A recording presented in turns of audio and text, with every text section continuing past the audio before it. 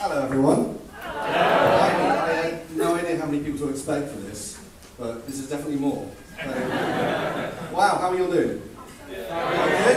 Good, good. I'm presuming that everyone's here because they're in some way interested in stop motion animation, or at least... Thank you. I love me too. At least 3 of you know who I am. Or you've just got nothing better to do, because it's just a very quiet Friday evening. So I'm here to talk about stop motion animation, as you might guess. We're going to have a little slideshow just talking about the equipment that I use, talk about my credentials as well. I have ideas about my station, and I'm not professional. And then we'll have there's a little preview of a new animation near the end, and then we'll have a little Q&A session. So that sounds pretty good, doesn't it? Yeah. Cool. First slide, please. I've got the wonders of the Steam Age. So my name's Joe Powell. I go by the alias Crosshairs Productions on YouTube, formerly Crosshairs 001. I'm an animator, writer, director, and actor and voice actor. My interest in stop motion began when I was a young boy. We've all come across like Wallace and Gromit and all that kind of stuff. That was a big part of my childhood, and I feel like that did have some influence on the direction that I took. I also watch a lot of like brick films, so Lego stop motions. Those are really popular, still very popular now. And then I eventually got into doing Transformers stuff when I started watching this guy called Mike Slash 2020. I don't know how many people know about him. Oh wow, that was, again, more than I expected. He now goes by a different name, but he's been doing this, I think, about 12 years. So since 2007, since the first Transformers, like the live action film came out. And he's still going with that, it's insane. I joined May 4th, 2009, Star Wars Day, complete coincidence, I swear. So I've been doing this 10 years. That's most of my teenage years. What's a social life? I don't know. In that time, I've produced 3 stop motion series. So that's More Than Meets the Eye, Uprising, which were based on who read the it was the old UK Transformers comics around about the time, like 2008. When they did the whole Twilight's Last Glimmer, where the Autobots lost the Battle of Mission City, and Sam died, and Akira became the main human character. Yes, it was ripped off from that. Hope Simon Fun was on in it. So there was those. Broken Mirror was a feature-length stop motion movie that I did about 1 hour and 50 minutes, and I attribute that to failing my A-levels, but boy was it worth it. And then the sequel series was Transformers Ascension, which is still ongoing. I swear I'm going to get season 2 out within the next 10 years.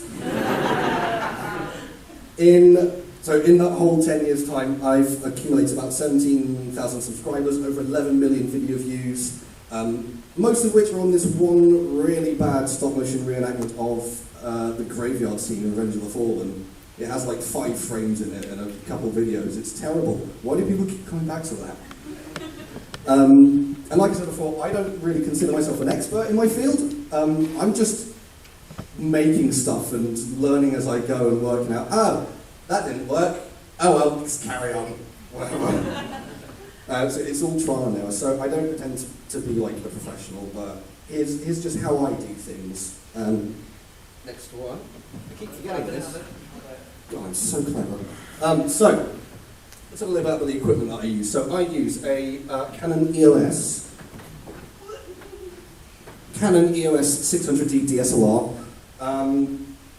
One of these used costs about just under £200. This is how serious I take it, by the way. So it's got pretty good picture quality. I'd love to reel off the stats to you, but you don't care, and I don't know. I told you, professionalism.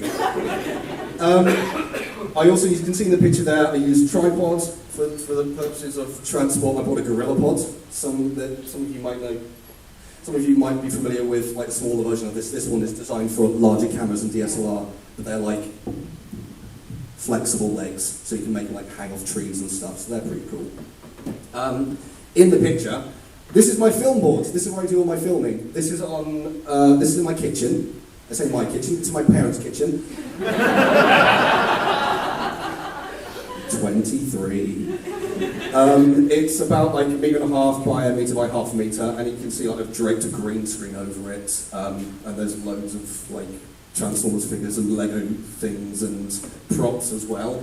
So that's where the bulk of my filming happens. There is also another little set, which I'm going to show you in a second, which is mega cool. Come on, let's do the thing. I love technology. Oh, I just can't click. These are just some of the props that I have made with my dad.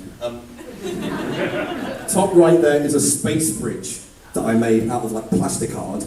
That ring in the middle is a microwave turntable. That's practical effects for you. In the top left, there's like a little plastic card like ship console thing that I made and painted the different buttons on. And you can see there's a chair as well for Steve to sit on because he's a bit tired after a day's filming and getting shot all the time. So that's just a few of the props that I have made. Come on. There we go. This is the Ark. You're familiar with the Ark. This is another bit of set that I made, which is really, really awesome. The wall panels you can see there are modular, so I can take them apart, move them around, put them in different positions. They've got magnets in the side as well to make them stand up properly. You can see a couple of the props at the top right there is the bridge of the Ark, and that's got like a Star Trek inspired console, again plastic art. There is a lighting rig at the top there, so that's like 1,000 LEDs across like a wooden kind of board, and then that's like diffused through an acrylic board that just sits on top there. And yeah, I can build all sorts of different rooms. So they've got the ship, the bridge there. That's like a workshop area, and I can do loads of other different rooms. The cool thing as well, the door there at the top actually moves. Unfortunately, not under its own power. I'm not that clever. But it's on like these metal rails, so I just need to like slide it along and give it a wiggle if it gets stuck. And this can also like rotate on a turntable to get like different angles and stuff. So it's really, really cool. Very impractical. I know my parents want me out of the house, but they've got the space. So this is just a quick list of the software that I use as well. Corel Video Studio is like the main video editing software. It's where I juggle like the pictures and the videos and the audio clips that I need to edit together. It costs about 70 quid, like straight up, or if you've got a previous version, it's about 50 to upgrade. PaintShop Pro is about the same price. It's like a poor man's Adobe Photoshop. But it does more or less like the same kind of thing, and I use that mostly for like cropping images and editing green screen. Green screen we'll come to in a second.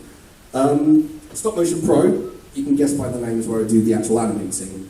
That's where you literally just drop your photos into that, and it renders them at like a set frame rate. I, for some reason, film at 10 frames per second, which is a very odd frame rate. Most animations done at like 12, 24, 30 frames per second. I don't know why I've done it at 10. I just like round numbers, and it's how I've operated for the last 10 years. So don't judge me.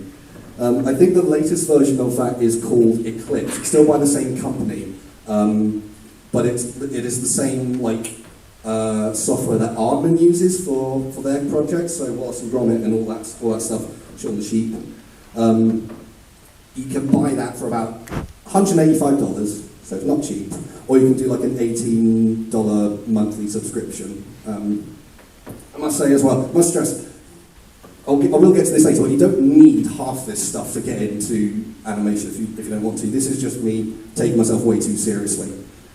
The other stuff we've got, Google SketchUp and Gary's Mod. Don't know if anyone's familiar with those programs. A smattering of Google SketchUp is a CGI modelling software, mostly used by architects. I use it to build spaceships. And Gary's Mod is like a sandbox game where I get a lot of backgrounds for like green screen shots. And lastly, Audacity. That's mostly for like my voice acting stuff. I won't go into voice acting much with this. If you want to ask like questions about voice acting, ask the professionals. We've got 3 of them here to pick and choose from. They've got a whole panel as well. It's on Sunday, isn't it? Sunday, 2 p.m. Voice over and out, that's what it is. I remember this. So that's like the main programs that I use for my editing.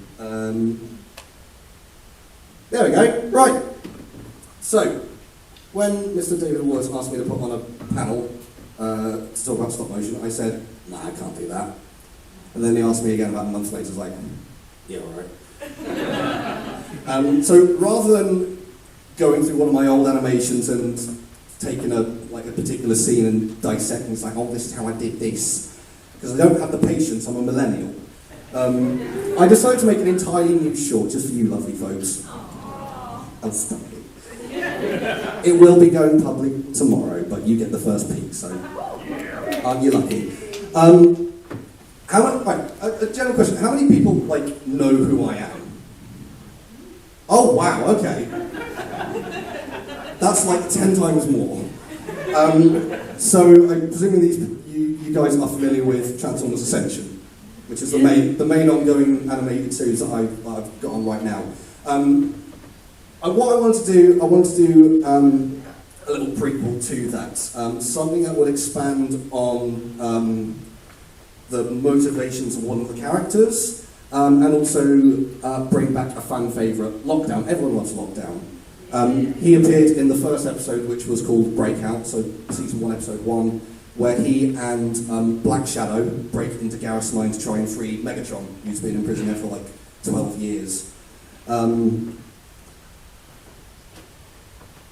So this, all in all, took about 3 days on and off to edit and put all together. This is between working, sleeping, eating, and socialising. I can't keep count exactly. I haven't got a timer. I should do that if I want to take this seriously. So, if you're wanting to do a written stop motion, you're probably going to want a script. This is what my scripts look like. Don't do it this way. This is wrong.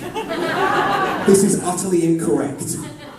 If you want to go into any kind of filmmaking professionally, there is a set way to actually put your scripts together, and this is not it. This is just the way that I've always done it, but what it basically is, title, directions, bits of dialogue, bits of direction in between, end. This altogether is about 4 minutes long, just under 5 minutes I think, but it is quite dialogue heavy. It entirely depends on how much action there is, how much you are how much dialogue there is, how much action there is. That will affect how long the short ends up being. You will end up going through a couple of drafts as well, more than likely. The first draft of this didn't really look that different to what it looks like now, a few minor changes. But you will find yourself, and I found this especially with season 2, that you will be rewriting the hell out of it up until 0 hour. The version of season 2 that I've got right now is almost entirely different to how it looked a year ago. The curse of the creatives is that we're never satisfied with what we've made.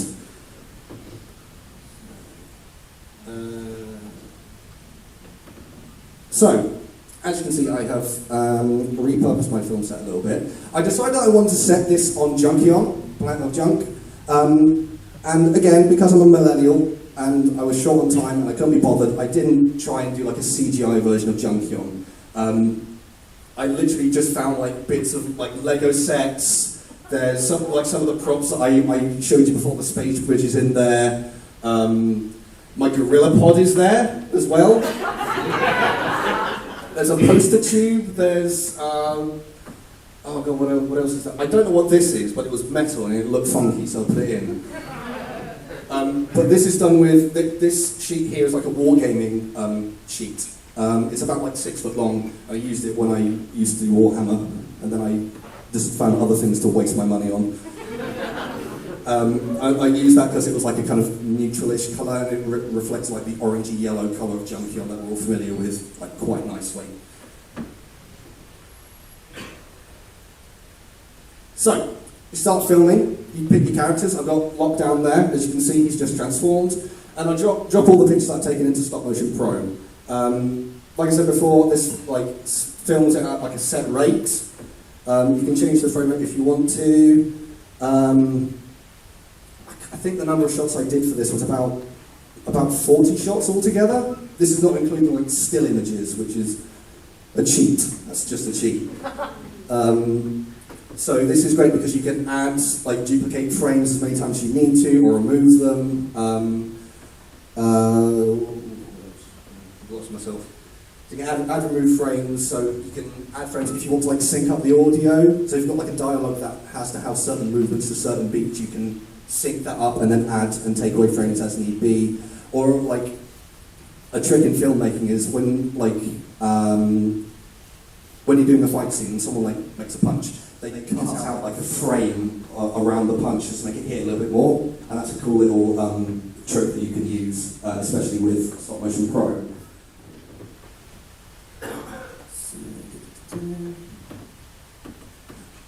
This here is the frame painter and rig removal tools in action. So at the top there you can see that's Armada Cyclonus, but I'm not calling him Cyclonus because Cyclonus exists as the purple horny boy. That's Tempest, an entirely different character. And I wanted to do a scene of him crashing like mid-transform. So you can kind of see at the top there. I know I'm sorry for the people at the back there, that it's not really that visible. But I'm having to hold his rotor blade in my hand, and that's obscuring part of the blade. So what I can do, frame painter tool to like colour match the rotor blades, and then paint in the rest of the blade. And then to get rid of the rest of my hand, I use a rig removal tool, which takes a different background layer and puts it behind this one, and then you can essentially use like an eraser to like erase the front image and get like the background behind it. And that looks alright. It doesn't matter too much if it looks perfect, because you're going to see that for like a tenth of a second. So it doesn't matter all that much if it's a little bit ugly. Literally blink if you miss it. Exactly, yes. You have to be looking very hard and be very picky. Don't do that. So when you drop all out, there we go, thank you. This is what Corel Video Studio looks like. You can see I've dropped some of the video and images already in there. It's kind of in like a storyboard kind of phase. I don't actually storyboard, again, I'm lazy, I'm a millennial, I'm killing the planet. But this just helps with timing here. But this is like basically how it looks. You've got all the video layers there. There's also text, audio, and like music layers which you can add and take away as need be.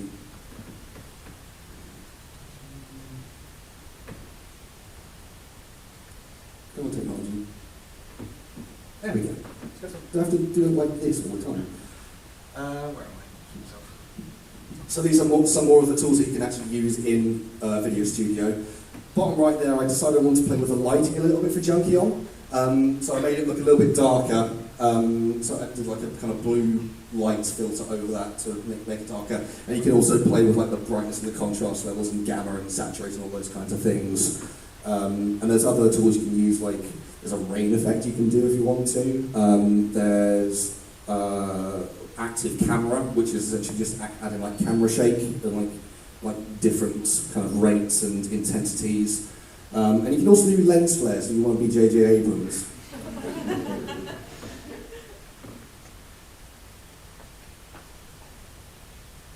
There we go. So, I mentioned before about green screen, and that this is where I do most of like the editing for this. This is PaintShop Pro. This is what it looks like. Again, like I said, the poor man's Photoshop. I use this mostly for my green screening because the tools are a lot more finessed than the frame painter tool in Stop Motion Pro. So with this shot, I wanted Cyclonus, I wanted to do like a kind of flying loop for him. So I just like do the rotors in like 4 different positions, and then slap him into Stop Motion Pro, and then speed up, make him look like he's like that's going around. I probably should have taken a photo of this, but he was stood on this like clear plastic box, and you can kind of see where I painted over it. So literally just paint around that and across that, and then he's hovering. Wow, magic! Yeah, this is also a good software for like fine tuning, like white balance. This happens a lot with blue screen. Is that the white balance gets completely thrown off, and I have to go through every single photo to make it look proper. And so that's why I like filming on green screen. Why you won't see that many green characters in my animations. There we go. Right, we're almost there, I swear. This is the part where it's about green screening and chroma key. I presume everyone knows what chroma keying is. It's essentially removing a colour from your video. Obviously I want to get rid of the green here. So this is Black Shadow. He's flying along Junkion. So Corel has a tool where you can key out certain colours and it essentially goes in the background there. It's not perfect. A lot of it relies on the lighting as well, and sometimes you do get these horrible like green reflections, especially on silver, like there. That's nasty, and I hate it. But I found a cheat.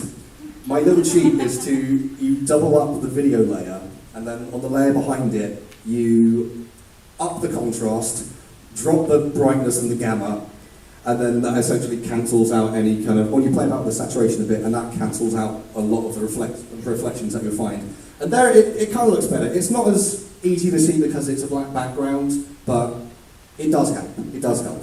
So, you done all your editing. You contact your voice actors. They give me a voice and say, yes, are you going to pay me? No. You work for free. Exposure. It's exposure, exactly. You guys like exposure, don't you? Hi, Dan. Do you want to be paid? Yeah. Good for you. So you slap all your bits together into Corel, you render that sucker, and we see what it looks like. Ignore this bit.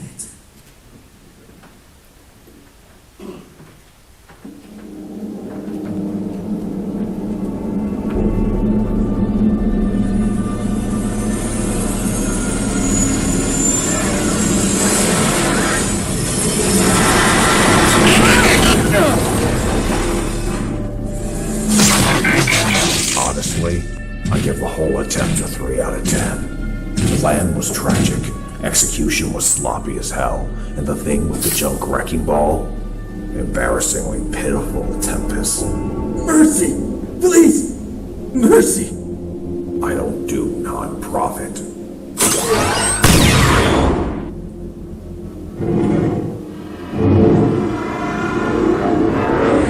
An exhilarating hunt longer.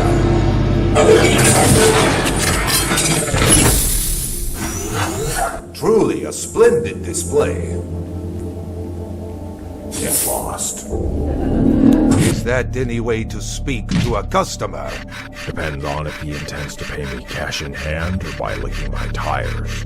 Who are you? Black Shadow.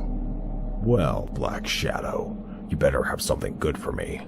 Hunting fugitive Decepticons is a tedious occupation, but the Decepticons pay well.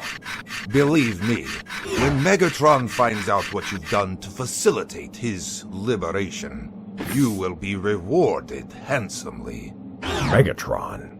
But he's in 89. You're not serious. I am exceptionally serious, my friend. You want me to break him out? I heard you have done so before. First off, let me clarify. I have never broken anybody out of that place. I've completed contracts by flooding a certain cell with rust plague, or incentivizing a particularly grieved guard, but I've never gone in, least of all regarding a threat level 9 inmate. Yet all those contracts must have afforded you some understanding of the facility. Sentry patterns, holes in their security, that sort of thing. One bot won't be enough. The Triumvirate has provided me with a ship and crew. They sanctioned this? 10 million Shaniks on top of whatever Megatron offers you. I know you prefer your payment up front. Pleasure doing business with you. One last thing. In order for this scheme to succeed, there is an additional piece of technology I need you to acquire for me. From the Triumvirate. Something they're not willing to just give you? Not exactly. I'm sure you know how protective Shockwave is with his ventures. You're asking me to steal something from the employers you represent. That's brazen. What's so important that you'll go behind their backs to get it? Abandoned research pertaining to his experiments on the Dinobots. Specifically, collaborations between Shockwave and Bombshell. And you need this for a prison break. Why? My business is my business. Whatever. Separate job means its own pay. You want me going behind Shockwave's back? 20 million. That's extortionate! That's business, Shady. Can't pay, can't play. Wait!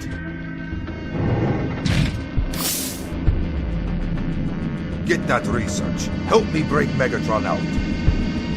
And this is yours. What's this? Tell me, Lockdown, what do you know of the Terminus Blade?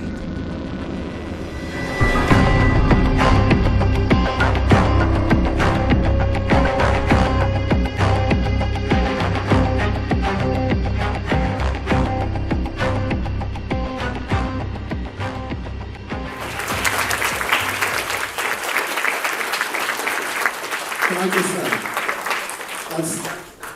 I did not expect Grant, he's the voice actor of Lockdown, I did not expect his voice to sound that sexy. Coming out of those speakers. So as you can tell, I do like my world building. I do actually have, over the past couple of years, I've compiled essentially like this show Bible. It's like my Allspark Almanac of the Ascension verse. Last count, it's well over 250 pages long. It's ridiculously huge, and at some point I will print myself off a copy. It will cost me millions. So, where have I gone now? So starting out, basic questions. Do you need a big expensive camera? No you don't. Do you need all these expensive different bits of software? No you don't. You can like get a decent camera without needing to break the bank too much. Like I said, this costs like used just under £200, but like your phone camera is just as good. And if you need like an animation like app, there's a couple that I did do a bit of research on this. I'm a bit of a purist when it comes to like stop motion animation. I need to work on a computer. I can't work on a phone. But there are, I know that loads of people use their phones more than like PCs nowadays. So there are a few like free softwares you can do, like Stop Motion Studio and PicPack Stop Motion are the ones that I found. Their basic versions are free, but if you want to take it a bit more seriously, there are upgraded versions which you can purchase. Other stuff you will need, not necessarily to do with equipment. I should as well plug Sony Vegas. That's a fan favourite editing software. But yeah, you don't need expensive. What want to say? Hang on. There we go. Aside from all this expensive equipment, two important things that you need if you want to get into stop motion: decent lighting, and turn off the gosh darn TV in the background. The amount of animations I see on YouTube is like, oh, this is pretty smooth. Oh, wait, I can see Hollyoaks on the background. Why Hollyoaks? So you need like consistent lighting because people do pick up on that, and it is quite distracting. And yeah, a blank background, like a piece of cardboard or something. You don't need like a full set like I do. Just something black and neutral, and like just don't get the dog in there either. He's not the star. There's a couple of useful links as well. Bear in mind as well, this is going to go up on YouTube as well, and I will be putting the presentation up there too. So if you can't read it, I'm sorry, but this will be available on YouTube in the near future, so you can look through it in your own time. TFNation Films is, well, the name kind of gives it away. This is where I get all my explosions. They're very, very nice, and they're quite necessary for Transformers.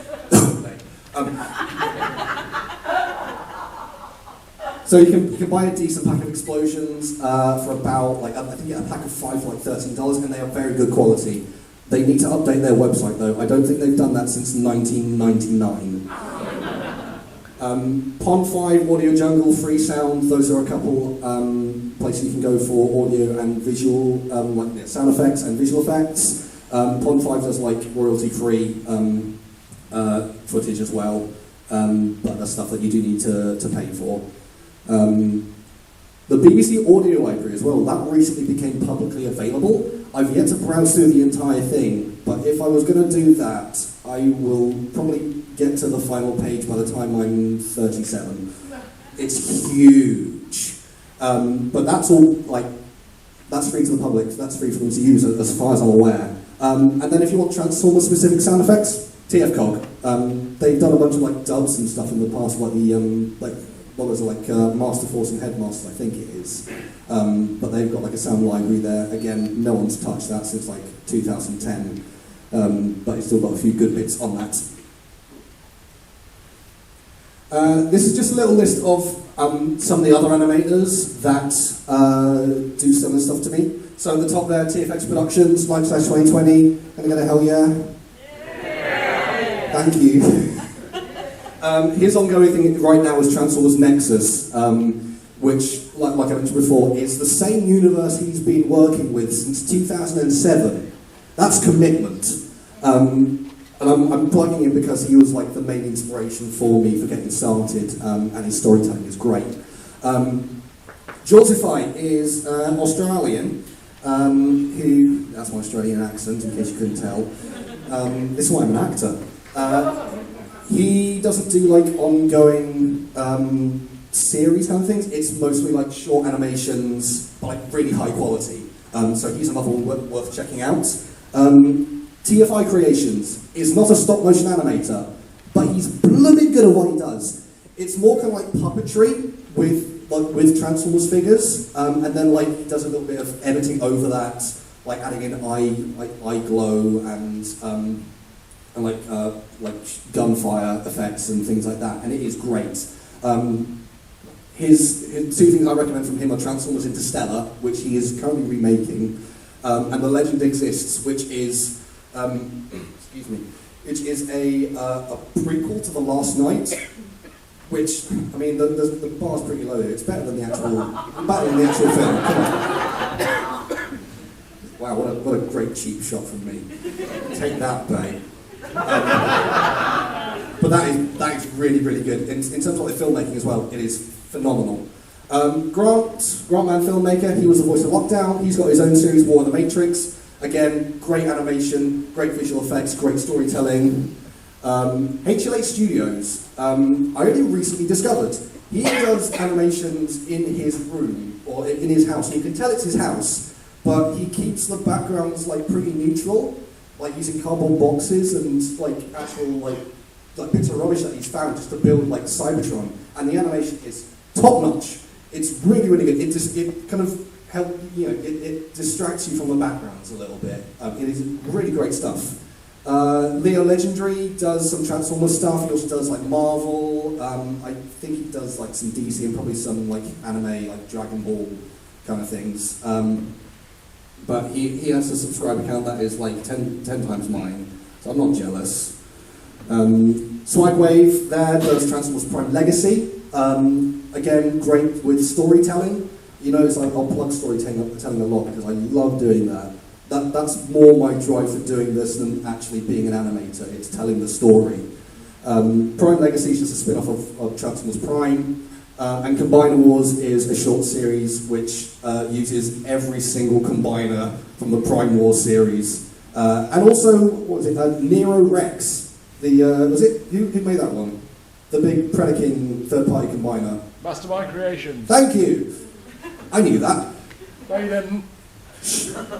Do you want to work for me, Dan? And of course, last but not least, my good friend Matt down there. There he is. Hello. So hello, Matt. There he is. He's got his own Transformers ongoing series. I don't know what the progress is with that, but he does Transformers Universe. But right now at the moment he's focusing on like brick film, so Green Arrow, Emerald Archer. Am I right? I think so. I did actually consult him on this. Oh, no, he knows. So those are like people that I recommend you check out if you want to learn more about this kind of niche part of the Transformers YouTube community. These are some great people to look at, and me as well. Like, comment, subscribe. So, how are we for time? Sick. Over to you guys. If you have any questions about what I do, or about stop motion, or why you're here, ask away, and I will answer to the best of my ability. It will probably be I don't know more than actual answers. Yes. So who's your favourite character? Don't ask me that. Oh, what, sorry? Like possibility in each language. Actually, Lockdown is great because he's got like 10 different ball joints in his neck. You saw as well, like, the cool thing about him is because he's got all those ball joints, he can do a lot more kind of subtle movements with like his body language. So I can get all those kind of like, get lost kind of moments. He's great. Unfortunately, he's a spindly one, and he's got like really floppy arms. So he can't really hold his arm up like that because he's got really weak.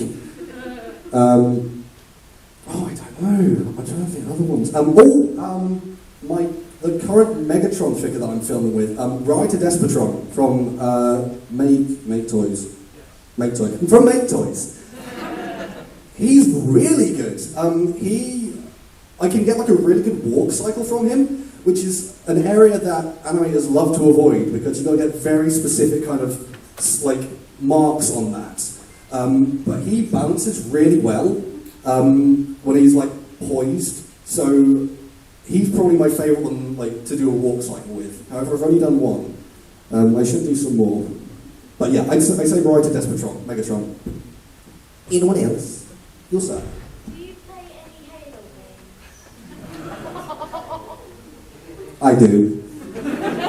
I haven't played many recently. I'm mostly a PlayStation guy. But yeah, I do love Halo. Halo's great. Yes, sir. With animations, transformations, you have to cheat, obviously, otherwise it'd be too long. Any tips for that? How do you cheat? Well, okay, using an example, MP10 Masterpiece Optimus Prime, you don't do the whole thing. You don't do the whole transformation. Oh, yeah.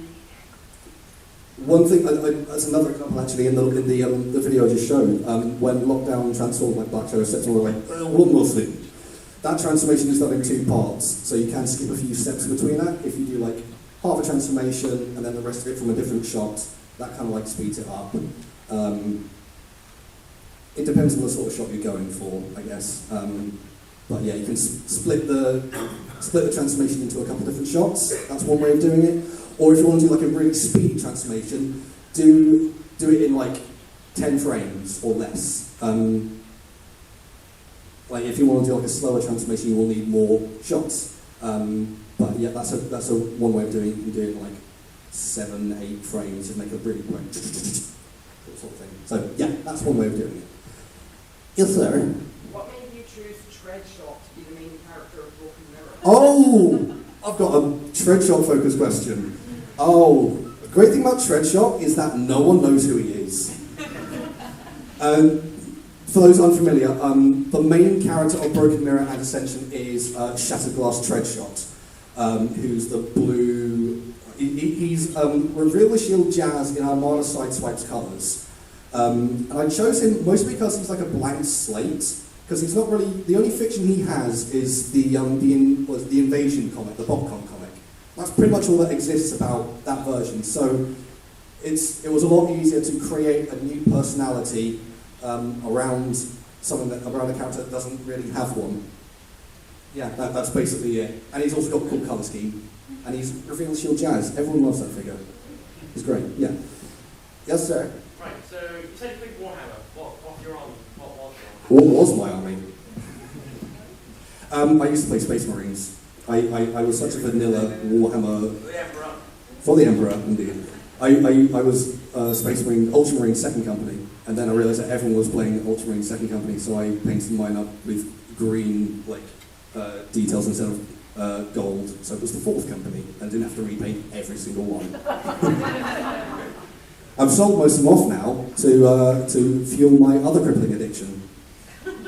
Robots, that's robots. Transformers. Not trying to what? Yes, that's good. 5 minutes. Any last questions? Got 5 minutes. Ruth! In terms of animating, would you suggest masterpiece classics or some section things that I don't know about? Oh, if you're starting out, you don't want to go with masterpieces. They are fiddly figures. You want to go with the Chug kind of stuff, so the classic generations, all those kinds of ones. They're a lot easier to animate with, purely in terms of simplicity and size. If you want to animate masterpieces, then by all means go for it, but it's it's a process. Anyone else? Yes, in the yellow. So this is my favourite technical question. So when you're editing your videos, it's going to sound stupid. Do you sit in like a dark room? Because my lecturers, we put us into a dark room to edit. I tell us not to fight for edit something. So do you sit in a dark room, or do you sit like with people chatting? I sit in a well-lit room and stare at a computer screen for 5 hours non-stop. I do all my editing in my bedroom, by the way. That is my editing studio. Just like I'm on my computer with all my software. I just edit in that, and then I look outside and my eyes. Then I turn into a bat. At the back there, yes. Are there any particular figures or lines that you would recommend kind of staying away from, are kind of intuitive, are very are very finicky or not good to try and animate? One step changes. One step changes. If you're going to animate with something that can move properly. I sound like such a purist. I'm sorry. I'm not full of hate. The classic figures, the generations, Primals figures, most of the mainline kind of figures for us our kind of age range, 8+, as they put on the packages now. those are the best ones to go with. I recommend those. If you want to animate with a masterpiece figure, or if you want to try and combine Nero Rex, then by all means go for it. But yeah, I recommend baseline Transformers. But that's what I've always worked with. Thank you. Anyone else? Yes. What started your love for animation? Animation in general. Just growing up on it. So, like I said before, Water's on it. Chicken Run. Chicken Run's great. Wait. Yeah, Chicken Run, and then there was, like I said before, the Brick films on YouTube, and then finding other Transformers animators on there too. Time? Wow. I'm ahead of schedule. Gail! Do you find the animating addictive? Sort of you do one, but then and then you're sort of fired up, or is it a case of there's a rest between it? I find it tedious. As with any creative types, you get creative streaks, and then you burn yourself out and you can't do it. This is why season 2 has taken 3 years to make, because aside from having a job and having to eat and sleep and breathe, yeah, it's a very time-consuming process. But when I do get those creative spurts, I go for it, and I can usually create something amazing, and that kind of feeds off it as well. It's I've made something great, let's make another great thing. Oh, I ruined it. Oh, well, I'll use it. Anyone else? Hands right up. Yes? When using green screens, what do you use for lighting? My kitchen lights. I'm a professional! It's literally just the lighting in my kitchen. I know that people, with the art set, I do have a proper lighting rig, and that helps because it is an enclosed space, but with the green screen, it's literally what I'm working with, and I tell my mother, close the curtains, mother, the sunlight's getting in. It's yellowing my toys.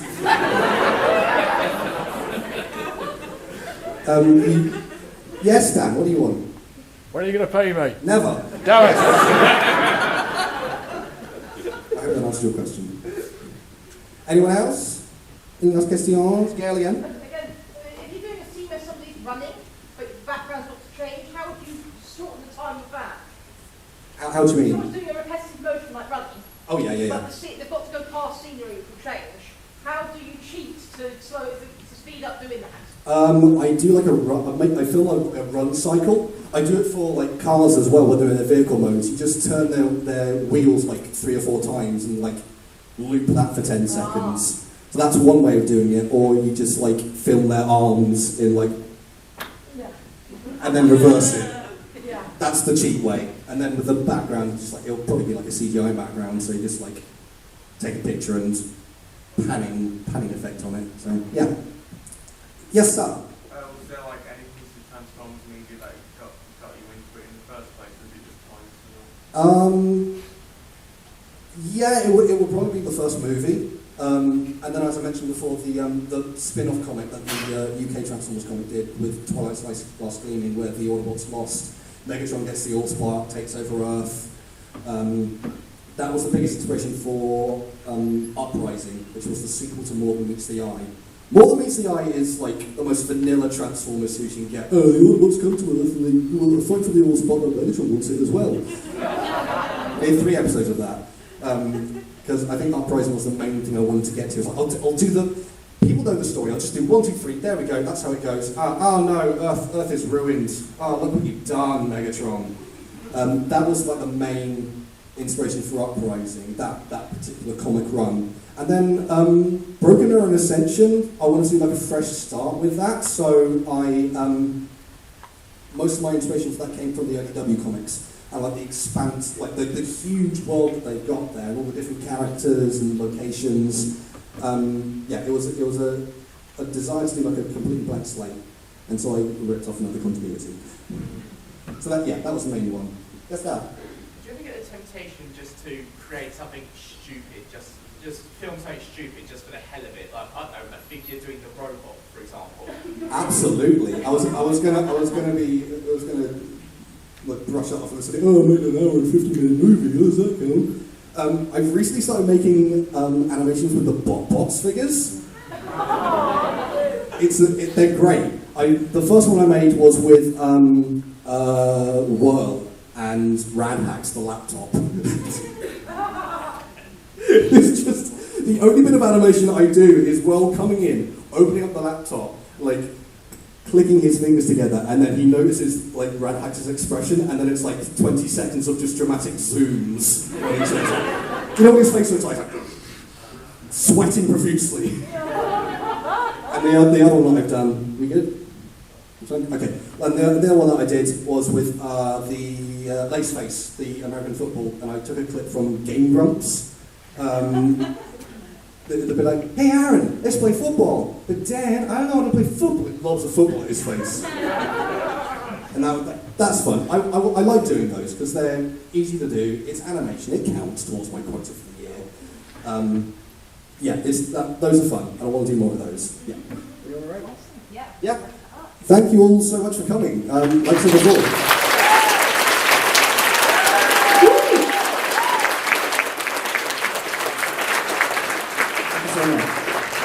Yeah, thank you so much, Joe, for that really informative and very surprisingly very entertaining panel. Oh, thank God. Brilliant. Another round of applause for Joe. Thank you very much.